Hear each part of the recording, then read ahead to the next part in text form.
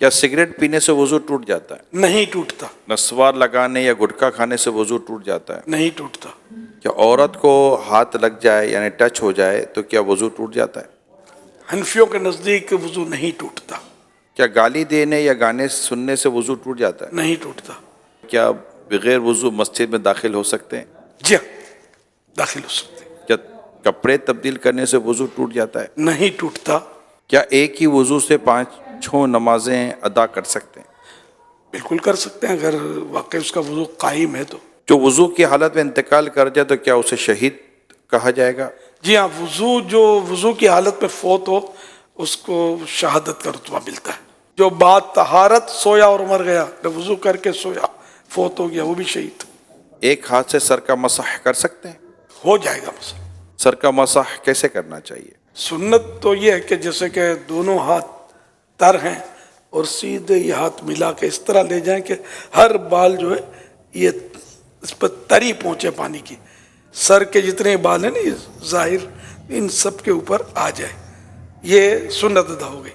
اور چوتھائی سر کا مسا جو ہے یہ فرض ہے۔ گوشت کھانے کے بعد کیا دوبارہ وضو کرنا چاہیے؟ گوشت کھانے سے وضو نہیں ٹوٹتا، اونٹ کا گوشت کھایا تو مستحب ہے کہ وضو کر لے، وضو ٹوٹتا نہیں اس سے بھی۔ وضو کے دوران منہ، ہاتھ یا پاؤں ایک بار دھویا تو کیا وضو ہو جائے گا؟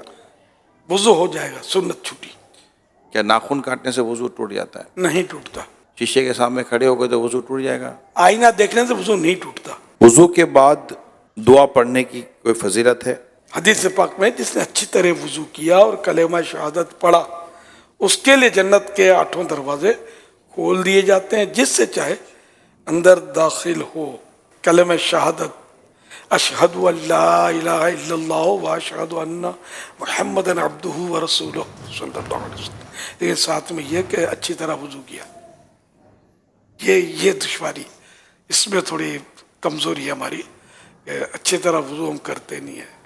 کیا ہنسنے سے وضو ٹوٹتا ہے؟ نماز کے علاوہ ہنسنے سے وضو نہیں ٹوٹتا۔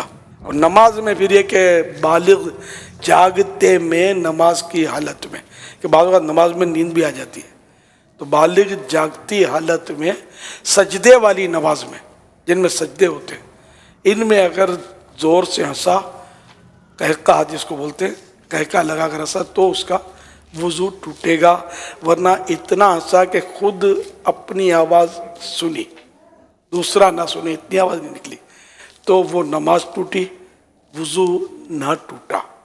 اب مسکرایا، کچھ بھی نماز نہ آواز آئی نہ خود کو نہ کسی کو، تو نہ نماز ٹوٹی نہ وضو ٹوٹا۔